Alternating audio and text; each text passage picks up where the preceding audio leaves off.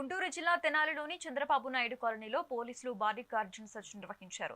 జిల్లా ఎస్పీ ఆదేశాల మేరకు డీఎస్పీ జనార్దన్ రావు నేతృత్వంలో డ్రోన్ కెమెరాల నిఘాతో తనిఖీలు చేశారు.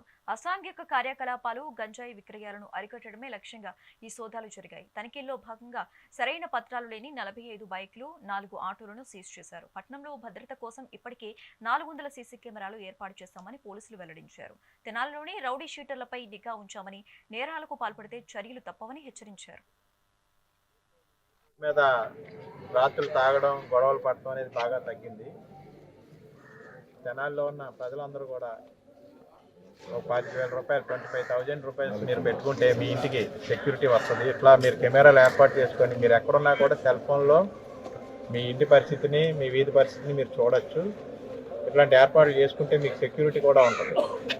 ఈ సీఎం కాలనీలో ఈ కెమెరాలు ఏర్పాటు చేసిన తర్వాత సీఏ వచ్చి గొడవలు తగ్గాయి.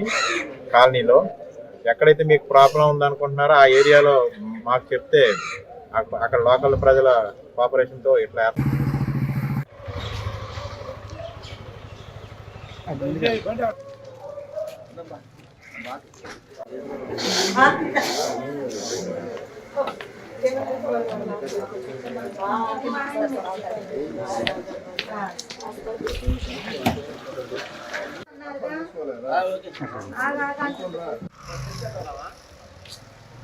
అనిల్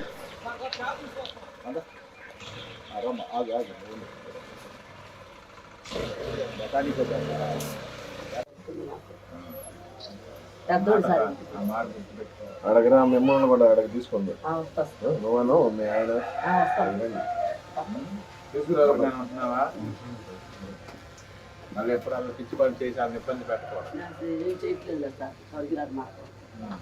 టైంకి వచ్చేస్తున్నాడా? అసలు అక్కడ 9 ఇంట్లోనే ఉంటున్నాడు, ఎక్కడికి వెళ్తలేదు. 10 వచ్చేస్తున్నాడు, ఇంట్లోనే ఉంటున్నాడు. రాగానే చూస్తున్నాం, ఏం ఉండలేదు, అసలు ఎక్కడికి వెళ్తలే. చెక్ చేసుకున్నా.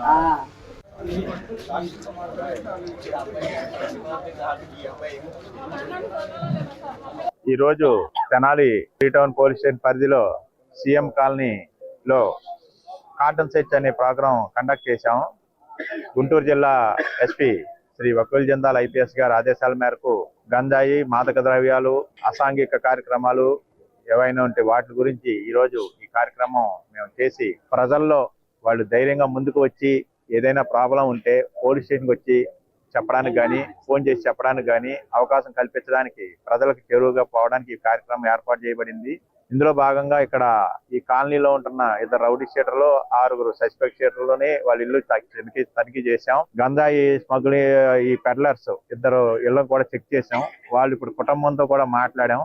అందరూ పిల్లలు కూడా సక్రమంగా ఉన్నారు, ఎటువంటి గంజాయి ప్రాంతంలో లేదని చెప్పారు. అట్లాగే ఈ కార్డన్ సెర్చ్ లో భాగంగా మోటార్ సైకిళ్ళు సీజ్ చేయడం జరిగింది. నంబర్ల ప్లేట్ లేని మోటార్ సైకిళ్ళు ఇవన్నీ వారి రికార్డు ఉండి నంబర్ ప్లేట్ వేస్తే వాళ్ళకి ఇవ్వడం జరుగుతుంది, లేదంటే సీజ్ చేసి ఆర్టీఐకి పెడతాం.